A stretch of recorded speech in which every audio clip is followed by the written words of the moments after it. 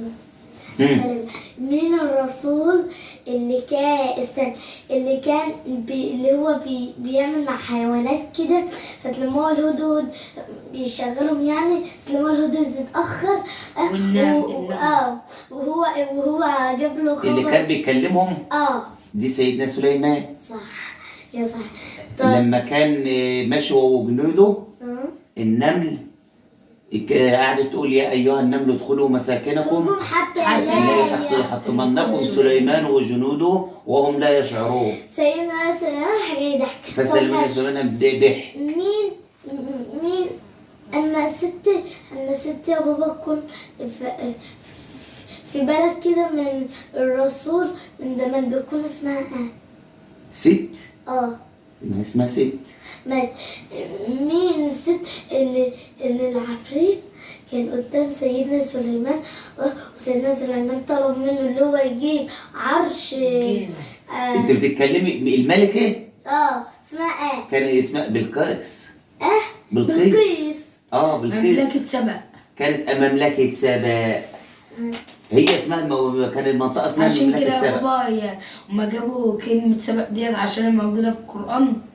لا هو كان الموقع كان موقعة سبأ، يعني كانت اسمها سبأ، البلد اسمها سبأ، وكانت هي كانوا بيعبدوا من الشمس، ما كانوش يعرفوا اللي في رب، فكانوا بيعبدوا الشمس. الشمس دي مش مسلمة؟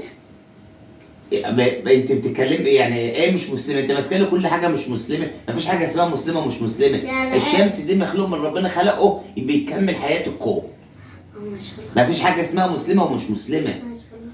يعني الشمس والقمر والنجوم والحاجات دي مكملات ربنا خلقهم عشان يكملوا من الحياه. اسمها لما بلقيس كانوا بيعبدوا من الشمس.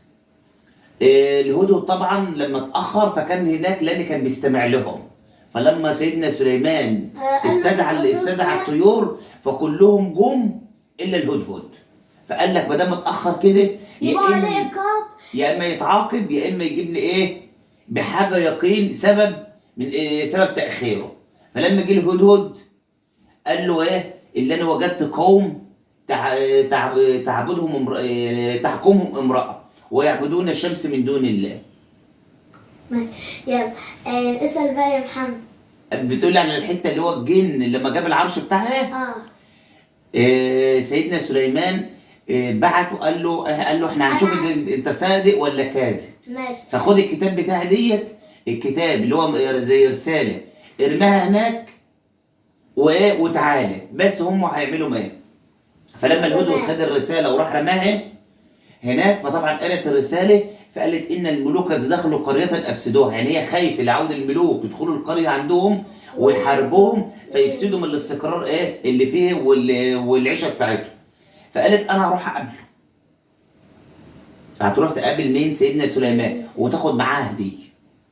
فطبعا سيدنا سليمان عاوز يعمل لهم فجأة، فقال له الجن والعفاريت اللي هم معاه مين فيكم اللي يقدر يجيب لي العرش بتاعها؟ العفريت قال عفريت الجن قال له لمجرد ما تغمض عينيك وتفتح عينك.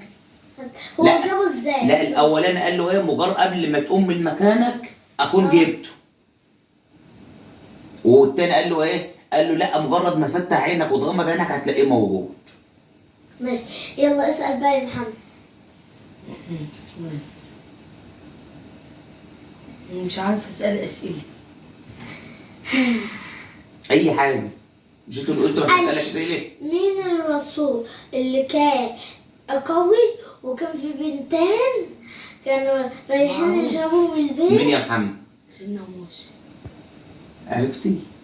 انا معروفه ازاي. طب مين الرسول؟ طب اسالك يا مريم. ماشي. مين الرسول اللي وقف على الجبل وكلم ربنا؟ سيدنا صح. طب وقف على الجبل ليه؟ طب مين ايه سبب؟ لا السبب اللي هو وقف على الجبل. طب اراكم بقى نقولها لكم في الجزء الثاني. ماشي. استنى خلاص بقى. اسالك سؤال واحد. ان هم قال لنا في الجزء الثاني. ماشي. طب